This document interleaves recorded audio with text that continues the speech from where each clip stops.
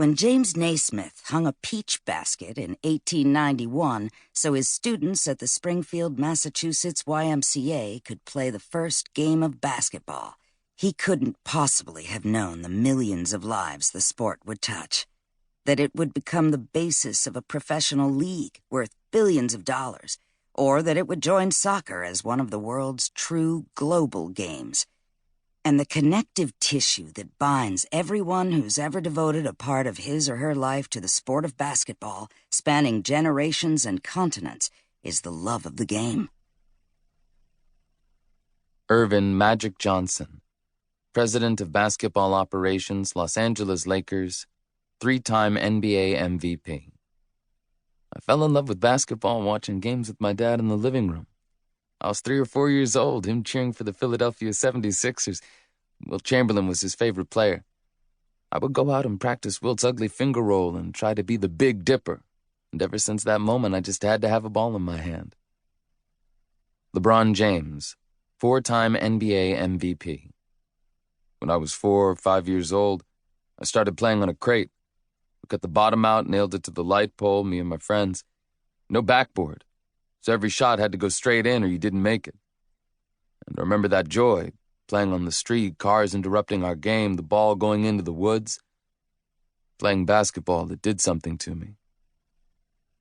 Kobe Bryant, shooting guard, Los Angeles Lakers, 2008 NBA MVP. I have a basketball family. My father played in the NBA. My uncle played in the NBA. My grandma played. My sisters played. Cousins played. And so when I picked the ball up, I literally could not stop. I was instantly attracted, almost like I was born to play. Kevin Durant, 2014 NBA MVP. My mom took me to a rec center and I walked into the gym and it was like the gates of heaven opened up. I just jumped in. I don't even remember after that. Everything was so smooth and effortless, I didn't want to leave. It felt like years were rolling past as I was playing, and that's how I could tell. This is something I want to do every chance I get. Cheryl Miller, 2-time NCAA champion, 1984 Olympic gold medalist. I just knew there was something bigger and greater out there for me through basketball. It wasn't until 1976. I remember seeing highlights of the women's Olympic team, and for the first time in my life, I identified with other female basketball players. That's when that internal clock of something bigger and better out there for me began to tick. And it's been the driving force for me ever since. Chris Paul, 9-time NBA All-Star. My sophomore year in high school, I killed. Oh my goodness, 30-something every night, 10 assists. I was getting 10 steals. We went undefeated. I had this ultimate confidence when I finally dunked for the first time. Then it was on. I had to play no matter what. Stephen Curry, 2-time NBA MVP. When I was 5, my dad signed me up for the rec league in Charlotte. It was my first time playing organized basketball. I loved to play on our Fisher-Price goals around the house and all that, but to play organized basketball, suiting up with your jersey, I think I made one good pass and the family went crazy in the stands.